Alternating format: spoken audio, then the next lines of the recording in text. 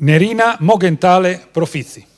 Nasce a Pravisdomini da Giuseppe Mogentale e Marcella Pitton.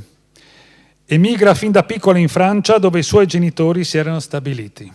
A Marsiglia completa gli studi e si laurea farmacista e medico biologo alla Facoltà di Medicina e Farmacia, ricoprendo poi i ruoli di professoressa universitaria e assistente degli ospedali di Marsiglia, capo del servizio di laboratorio di biologia medica del centro ospedaliero Toulon-la-Seine e professore di ematologia all'Università di Tolone. Prima donna nel Dipartimento VAR ad essere capo di servizio, ha creato nel 1973 un laboratorio di biologia medica e nel 1993 il primo laboratorio di virologia e di alta sicurezza del Dipartimento. Quest'ultimo è il solo in Francia negli ospedali generali.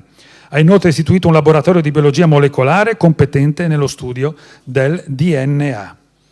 Questi laboratori sono stati e sono tuttora, grazie al suo contributo, centri di ricerca e di riferimento per tutti gli ospedali di Francia per lo studio del HIV, delle epatiti C e B e di molti altri virus.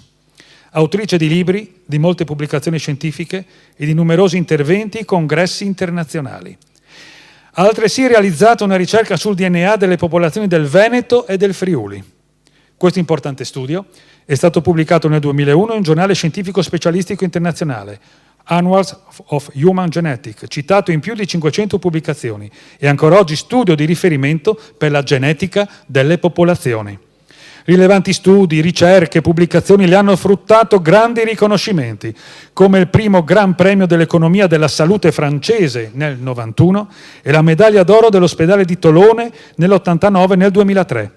Nel 2002 è stata insignita dal Ministro dell'Educazione Nazionale francese del grado di Cavaliere dell'Ordine Nazionale delle Palme Accademiche, ordine istituito nel 1808 da Napoleone per onorare i membri meritevoli dell'università.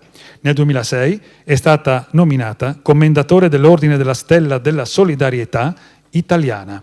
È iscritta all'Associazione Nazionale Insigniti della provincia di Pordenone. È stata presidente della Società Dante Alighieri di Tolone e il 28 ottobre 2007 le è stata conferita la cittadinanza onoraria del comune di Pravisdomini. Aggiungo io come minimo. La motivazione è la seguente.